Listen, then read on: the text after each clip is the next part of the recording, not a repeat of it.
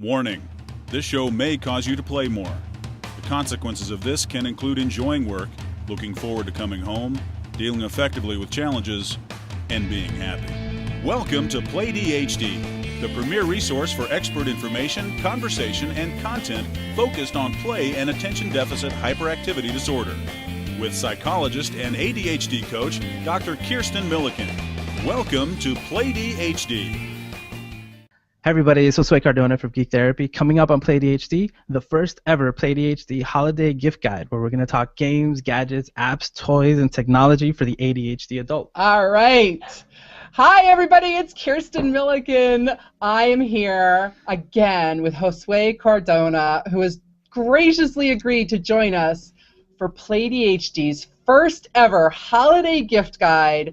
We are going to be talking to you today about games, gadgets, apps, toys, technology, all kinds of fun stuff for the ADHD adult in your life or for yourself.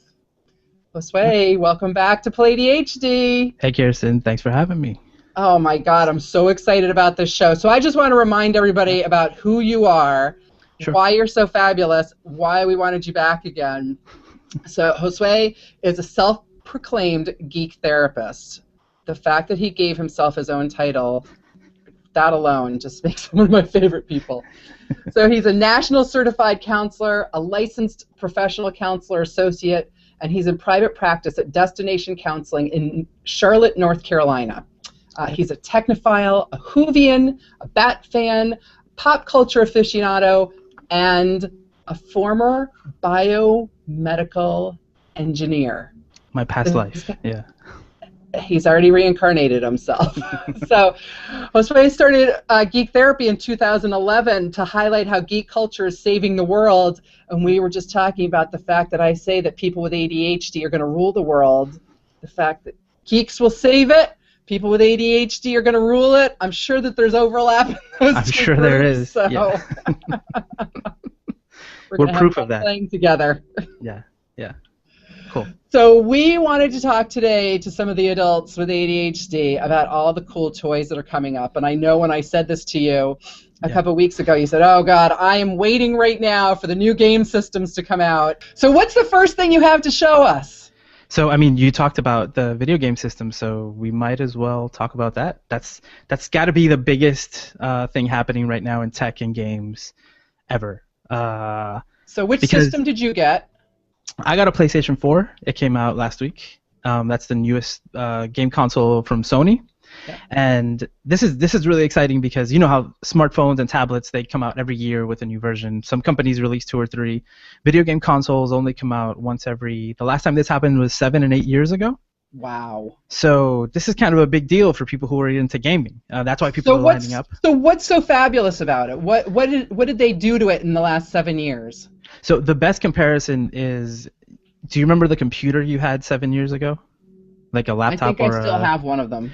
And how does it run? Does it run great? Does it? Yeah, it's kind of slow. Yeah. So that's kind of the same thing, right? These are computers dedicated for playing video games. So while technology keeps advancing, your console stayed exactly the same. So now they're completely up to date. They're like really, really great computer systems, and so it's flashier. The graphics are better. Everything is prettier. High resolution.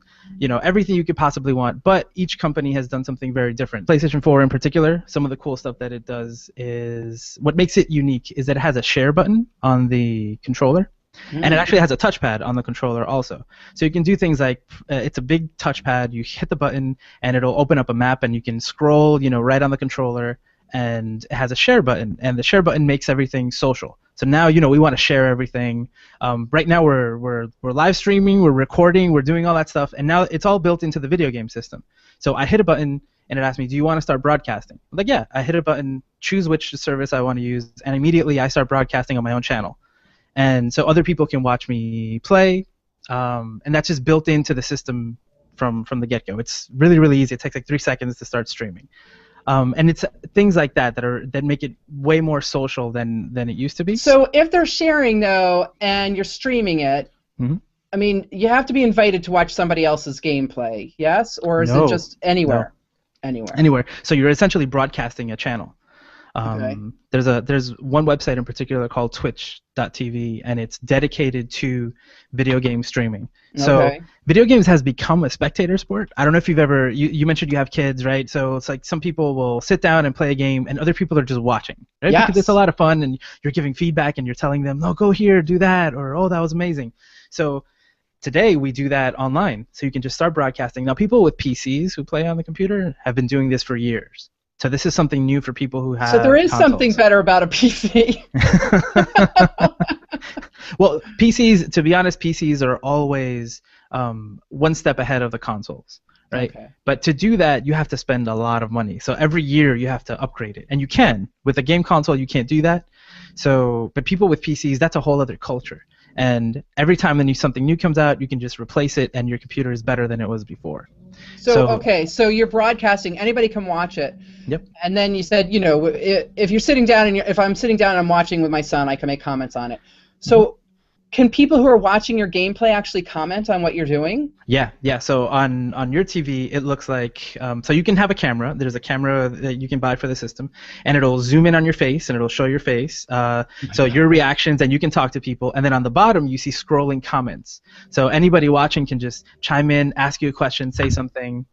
It's not audio, so it's not intrusive. Right. It's not just tons of people talking. So it's a chat. Yeah. Oh my God. Yeah. And well, but again, you can do it without the video camera, so that they're just seeing your gameplay. You can. Yep. Okay. Yep.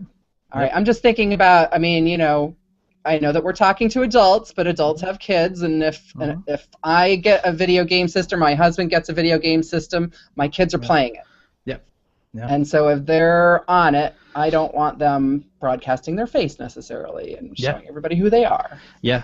Yeah, I mean, the systems all have parental controls. How much you can control, I'm not sure exactly. I haven't played around with them too much. But you have different profiles also. So you can set up a profile for... And they have facial recognition. So both of the systems do now. So if you step in front of the computer, it'll know that it's you, and it'll log you into your profile. If your kids log into their profile. Oh my God! The social aspect makes me want to start playing video games again. Well, and that's the cool part. And you can also chat. I mean, again, these are things that have been on PCs for a long time, but now console gamers can do this sort of thing. So I can be on one game, and my friend can be on another, and we can chat through the system. A few other features that the system has. So there's something called PlayStation Vita, which is a portable gaming system, and that came out last year. It looks something like this. Something like that, or something like that. Like this. Yeah. And then it's its own system, right? This is something that came out last year. You can use it. It plays really great-looking games. It's a lot of fun. But now this is also a Sony product, so you connect that to the PlayStation 4, and you can essentially use the PlayStation 4. Anything you can do on the system, you can do there. So. Oh my God. So what happens? I'm watching. It's like Wii University or whatever the Wii U. Yep. Wii U, because we got one of those. So. Yep. So you can do that with this system, and it's completely dedicated. So it's a separate system, and so anybody with the Wii U is familiar with that. You can just somebody wants to watch a TV, you don't want to stop playing, you just put it over on your system, and you play over here. Yeah. And or you get another TV. Or you get another TV, yeah. I mean, talking about the social aspect, that's the biggest part of games now. So I have read a lot of people saying, well, maybe I don't want to go into another room and just completely isolate myself from my family. Maybe we can watch this TV show that I'm sort of into, but I can still play my game over here. Or my kids are doing one thing, I'm doing another thing, but we're all in the same room. Yeah. And I think that's not bad. It's still you may be doing things separately, but you're not doing it completely alone. You're keeping them in the same room. It's another way to monitor too, which I hate to be paranoid, but it's reality. So okay, so what's the next one? So the next one, you did mention. Or is there something else or is there something else shiny about this one? I don't know. So the system is really just more about. It's very dedicated to gaming. Yep. So you can watch your Netflix and Hulu and all that stuff on it, but still, it's mostly dedicated for gaming. If I remember anything else, I'll chime in. But that's pretty much so. The remote play with the PS Vita, everything is faster. The social aspect is just it's just integrated into the system. It's really easy. It's really cool. Nice.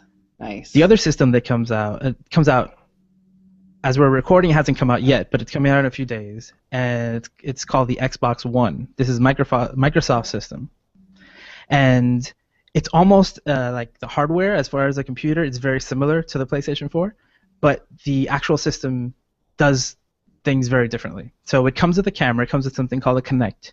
The Xbox 360 came with one of those. It's very popular, so you can move around. It sees you.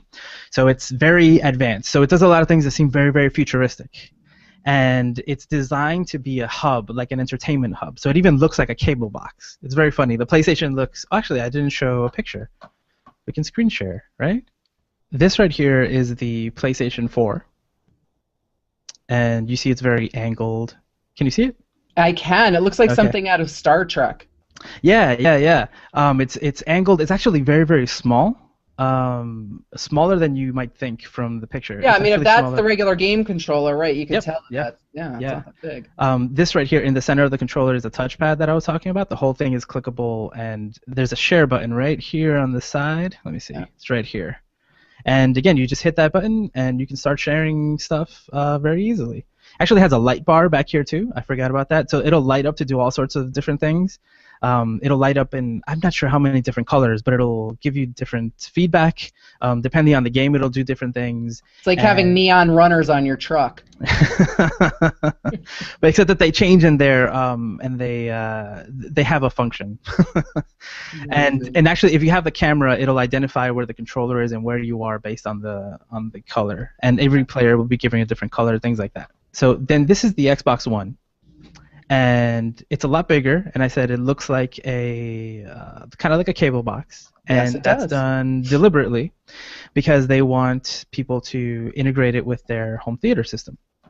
So the way that works is that you actually plug in your cable box through it, and you can manage all of your cable TV, all of your video apps, everything from just one location. And then the way it's set up is it comes with this camera, the Kinect, and it registers voice commands and visual commands. So you can be playing a game and tell it and say, Xbox, watch TV. And it'll stop the game, switch it out, and turn on the cable program. It's got Siri integration. It's way beyond that. And it'll control all sorts of things. And then the actual camera that's on top of the TV has an IR blaster, which means like an infrared. So your remote control from your TV has infrared, right? It sends a signal to the TV. So the actual camera on top of the TV has an IR blaster. So you can program it to control everything in your living room that uses a remote control. So this is going to be like a game console and like Wiimote integrated. It's way more than that. Way more than that. Oh my God. And if you see the commercials, right? So this is the system that you want to get if your family watches a lot of TV. If you want everything in one box. It has Skype integration. It can actually run multiple apps at the same time. So you could go online and possibly string up YouTube and have PlayDHD running on one side of the screen and then be playing a game on the other side. You want a really big TV for that. Yes. Yeah. This is not. Yeah, you do. If your family is still on a little like 20-inch television, you're going to need something bigger before you get this game console. Yes. And it's funny because they call it the Xbox One, and all the advertisement says the one machine you need to do everything.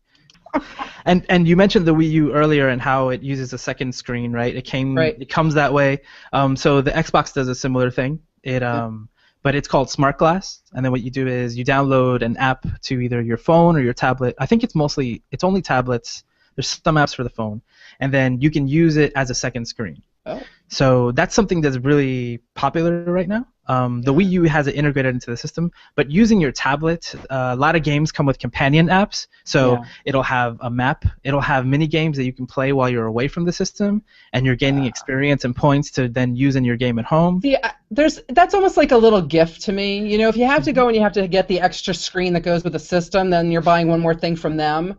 But if they're letting you use an app on another product, like your iPad or whatever, I just think that's like a little gift.